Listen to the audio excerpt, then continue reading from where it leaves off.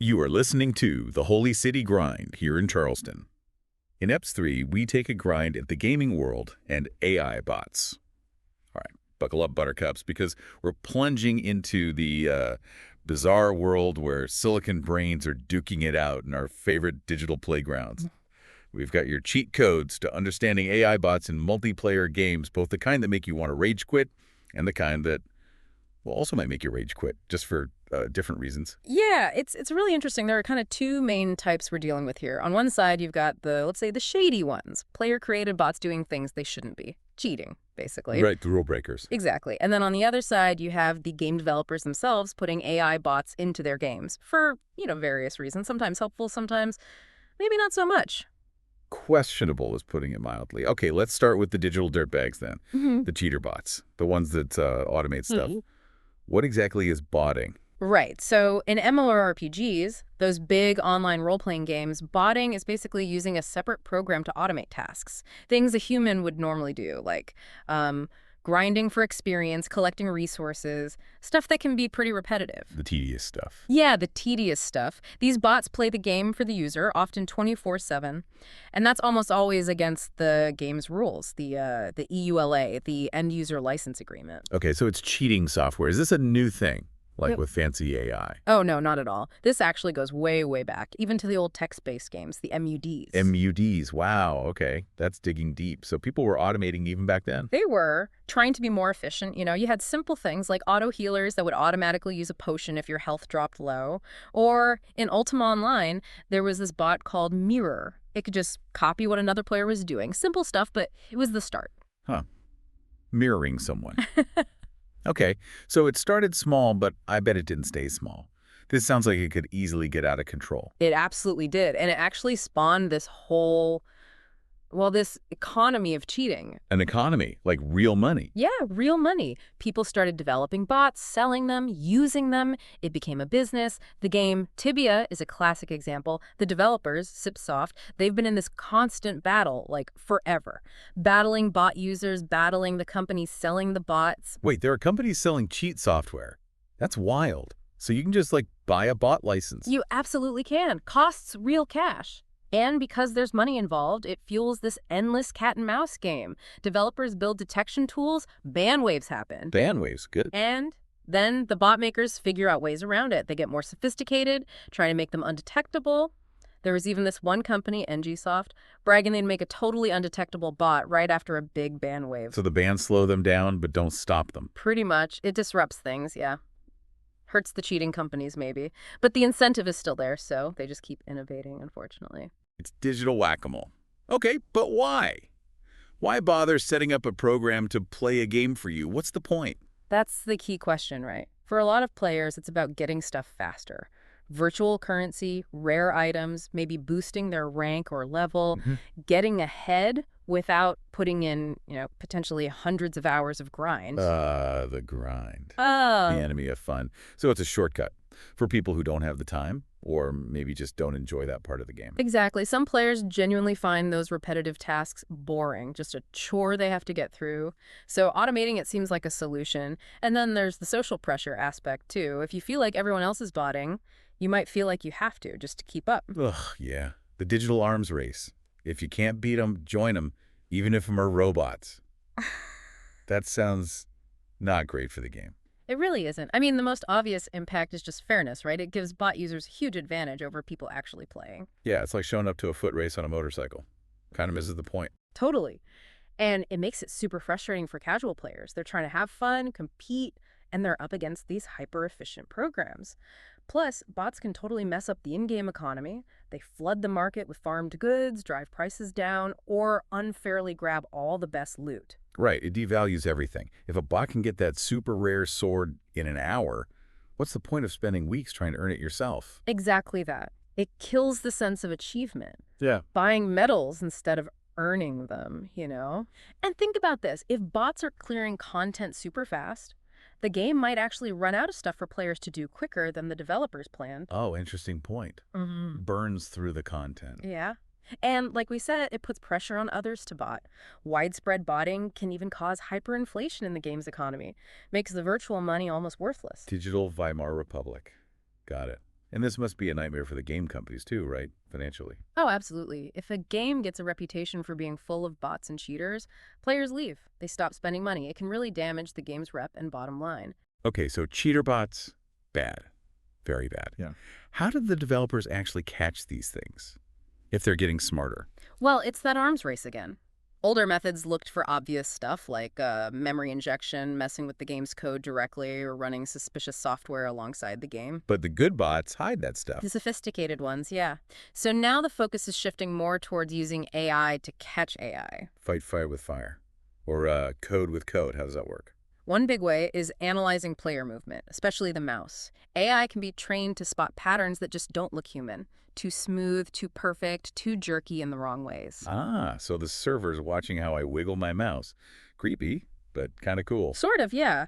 It's analyzing trajectories, clicks, timings, looking for those telltale robotic signs. Server-side detection is also key, analyzing sequences of actions, network patterns, stuff that flags behavior as statistically unlikely for a human. Okay, what about just having players report suspected bots? That's still important.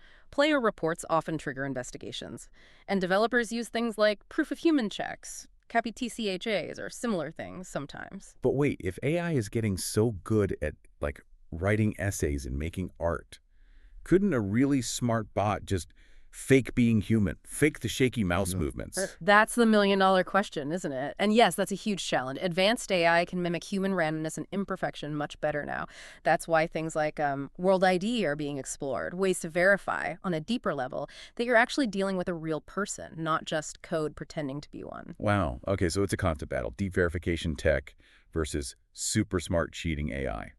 Fascinating stuff. All right, let's flip the script. Let's talk about the other kind of AI bots, the ones the developers put in on purpose. They're the good guys, usually. Usually. These are developer-integrated AI. They're there for specific reasons. They can be opponents or maybe teammates in games, often clearly marked as bot or an NPC name. They're used to fill out matches, provide challenges in single-player modes, maybe even adapt to how you play.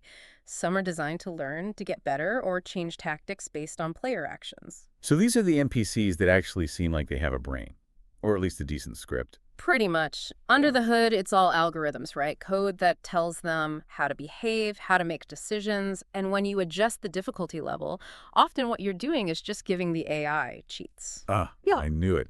So when the hard difficulty AI suddenly has perfect aim and knows where I am all the time, it's not smarter, it's just cheating. Often, yeah, it's artificial difficulty. In strategy games, maybe they get bonus resources or build units faster. It's easier than programming truly smarter AI sometimes. And sometimes developers actually make the AI less optimal on purpose. So it doesn't completely crush players and feels more, fun to play against. Deliberately dumbing down the AI so I feel better about myself? I'm not sure how to feel about that. But okay, what are the real benefits here? Why use these dev-made bots? Well, they can make gameplay more dynamic. An AI that adapts to your tactics keeps things fresh, less predictable than playing against the same human strategies, maybe. There's huge potential for personalized experiences, too. Imagine AI analyzing how you play and tailoring quests or enemies or even story moments just for you. Think like Netflix recommendations, but way more interactive.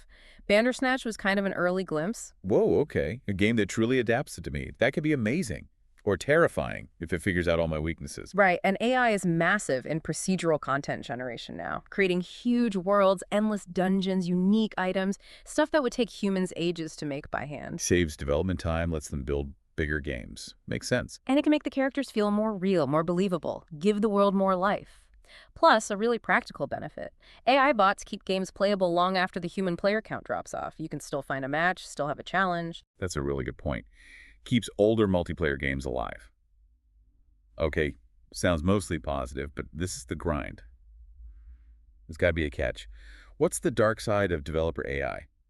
There are definitely things to think about. Ethical questions start popping up, especially as AI gets more human-like. Like, should developers always tell you if you're playing against a bot, especially if it seems really human? Is it fair competition? Yeah, imagine pouring your heart into a match thinking it's against a real person, only to find out it was just clever code. Kind of takes the wind out of your sails. Exactly. Some worry AI could, take the fun out of gaming if it erodes that sense of fair human competition or makes things too predictable or optimized. And what about jobs? If AI can design levels or characters, Hmm. does that put game developers out of work?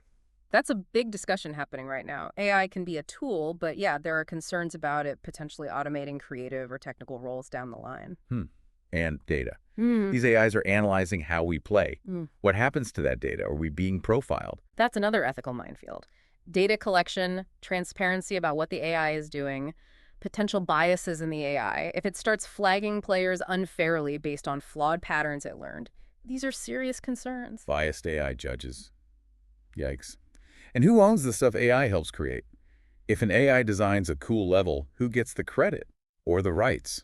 Ownership is a murky area legally and ethically right now, yeah. Lots to unpack there. Okay, so even the good AI comes with baggage. It seems like players are kind of split on bots in general, though. Definitely. Some players actually prefer playing with or against bots sometimes. Maybe they find human players too toxic, or they just want a predictable challenge. And there's a difference people draw between bots that just automate boring tasks versus bots that, like, give you aim assistance or let you see through walls. One maybe saves time, the other actively breaks the competitive balance. Right, automating the grind versus automating the skill. Big difference. Ultimately, a lot of this comes back to game design. If the core game is genuinely fun and engaging, and the progression feels fair, maybe fewer people feel the needs to bolt in the first place. Make the game good enough that people actually want to play it, not skip parts of it. Seems obvious, but maybe not always easy. All right, this has been a serious grind through the AI landscape in gaming, from the cheaters messing things up to the dev bots trying to help, or sometimes cheat themselves. It's complex. It really is, and it's only going to get more complex as the technology keeps racing ahead. Thanks for listening to the Holy City Grind. See you next time. So here's something to chew on. As AI gets better and better, practically indistinguishable from humans maybe, what does playing even mean anymore? And what's fair when your opponent might be Silicon? Whose job is it to make sure we're all still having fun? Think about that next time you log in.